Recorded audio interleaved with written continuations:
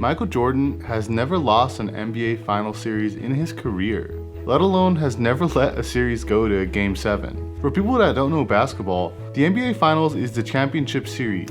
Each time the opportunity presented itself, MJ and his crew delivered. So why would we even doubt him in 1998 when he had the ball in his hands, seconds to go and down 1 point? With everything on the line, not to mention his 6th championship victory and a potential three-peat for the Bulls, MJ fearlessly pulls up to his defender with a quick step back, or if you're a hardcore Jazz fan, a push-off, and proceeds to drain his final shot as a member of the Chicago Bulls. A shot that defined Michael Jordan's career and set the bar so high, anything that has happened ever since is irrelevant when compared to his career.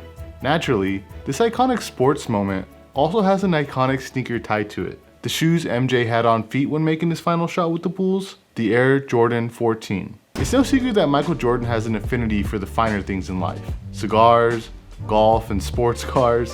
And when it came time for the famed Jordan brand designer Tinker Hatfield to conjure up something new for the Jordan 14, he took MJ's love of sports cars and morphed it into a high-tech basketball shoe. This is something Tinker Hatfield is a genius at, taking cues from the subtleties of Michael Jordan's game and life and then turning them into functioning pieces of art, or as we sneaker enthusiasts like to call it, making fire. For example, let's take a look at the previous Air Jordan silhouette, the Jordan 13. This sneaker was inspired by Michael Jordan's nickname, given to him by his inner circle, the Black Cat. Hence why this sneaker mimics a panther's paw on the outsole and has a cat eye woven into it. If you want to know more about the Jordan 13, we actually have a whole history video on it, and stick around to the end and I will link it so you can check it out after this video. The Air Jordan 14 was inspired by a couple Ferrari models, the Ferrari 355 F1 and the Ferrari 550 Maranello, both of which Michael Jordan owned at one point. The midsole was modeled after the grille on the 550, while the outsole was clearly a nod to the Pirelli tires, which gave the sneaker an aggressive look. If you look at the back of the shoe, you can see the large 24 that goes down the back of it in the shape of an engine piston. The most standout and obvious connection to Italian sports cars, though, is the Jumpman crest, which mimics the Ferrari's iconic logo.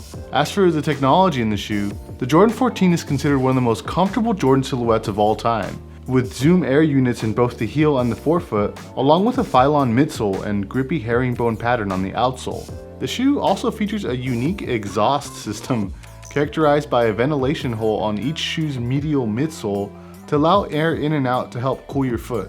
Fun fact, Derek Jeter actually wore a custom baseball cleat of the Air Jordan 14 back in 1999. The Air Jordan 14 debuted in 8 original colorways, an odd number of OG colorways by today's standard, but that's one of the charms that makes the 14 unique. Out of the 8 OG colorways, there were a total of 5 high top versions and 3 low renditions. The first to release was the Black Toe in 1998, followed by the Varsity Red in 1999, while the oxidized green pair didn't hit until February. The legendary Last Shot iteration was released on March 27th, with the Indiglo following suit. The lows came later in 1999 with a Royal, Columbia, and Ginger colorway. Man, they need to hurry up and retro the Gingers, because those are my favorite 14s of all time. Also, do you guys call them Royal Lows or Laney Lows? Let me know in the comments down below. When the shoe was released in the late 90s, gang violence was at an all-time high. And in the city of Salinas, California, law enforcement officials were concerned about the release of the sneaker because of the Roman numeral design details. They even wrote a letter to Nike about it. The Roman numeral for 14 spells out XIV, which is a symbol for gangs like norteños who would often tag the Roman numeral in their barrios and get it tattooed on them.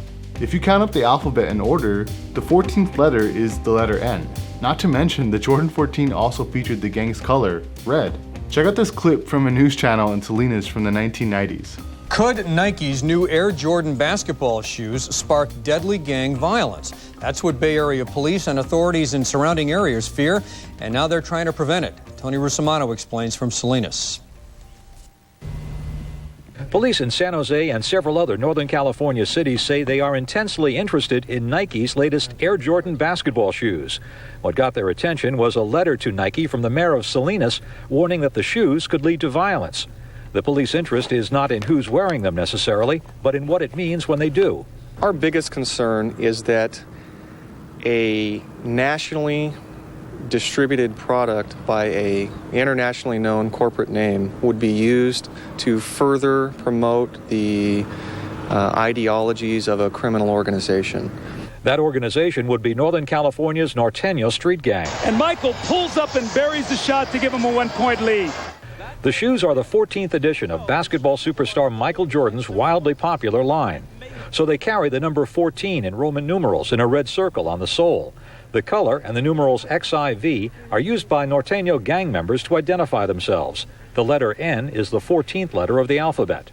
And gang members mark their territory with their symbols. You can imagine seeing them walking through dirt alleys or something, leaving little XIVs all over the floor, you know. Gang outreach workers say even non-gang members who unknowingly display a gang symbol in a rival's territory have been shot and stabbed. The shoes cost $150 a pair. You might think that price would put off a lot of potential buyers, but Salinas police say local stores have sold out of their first 2 shipments and won't even be getting any more in until March.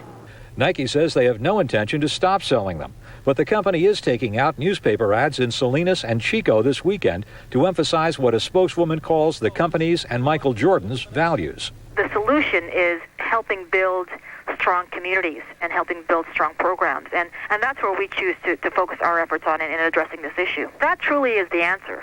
Police say it would be futile to try to prevent sale of the shoes. Instead, they want parents to be aware of what their kids are wearing and why they're wearing it.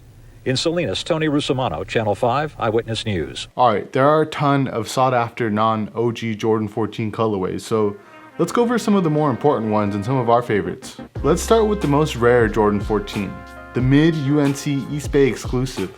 Allegedly, Jordan Brand made these for the UNC basketball team, and Jordan overproduced them, so the remaining batch was packaged as an East Bay exclusive, and now they go for thousands of dollars. It's a beautiful colorway in my opinion. There was the forest green joints, the chartreuse, cinder 14s, and the amazing light graphite colorway, which I personally love. Alright, here's one for the OGs in the community. It's the Air Jordan 14 from the Countdown pack, which puts the Jordan's 14 ribbed stitching design on full display. The last ones I'll throw in here are the Ferrari 14s, which feature a beautiful seamless design, like literally seamless. As you can see from the upper, there are no stitches. Not that long ago, they did a reverse version of this colorway. It's called the Reverse Ferrari, and it features a gold upper instead of red. After all these years, the Jordan 14 is still getting plenty of love thanks to collaborators like Clot and Aleli May. The Air Jordan 14 in Clot Terracotta is inspired by the tomb of China's first emperor, who was buried surrounded by an army of 8,000 sculptured soldiers to protect him in the afterlife. The tomb was unearthed in the early 70s, and the reddish clay 8,000 figurines are now known as the Terracotta Army. As for the Aleli May Jordan 14, this shoe is inspired by her early memories of the jewelry she saw growing up in her household, which happened to be the color jade. The color jade has a long history for meaning good luck, and so the name for the collab is appropriately named the Jordan 14 Fortune. It's a beautiful take on a luxurious silhouette. But hey, I'd love to know what your favorite Jordan 14 colorway is. If you enjoyed this video, please consider subscribing to the channel. I really appreciate you getting to the end of it. And I will leave you guys with a link here of all the Jordan history videos we've done. We've done a lot of them. We've done the 1, the 2, the 3, the 4, the 6, the 7. We've done a lot of them. So I'll put a link here so you can check that out. And I will see you over in those videos. But for now, guys, if you are peacing out, peace. I hope you have a lovely day. And if not, hey, consider binge watching. I'll put it right here for you. All right, guys, take care, and we'll talk soon. Peace.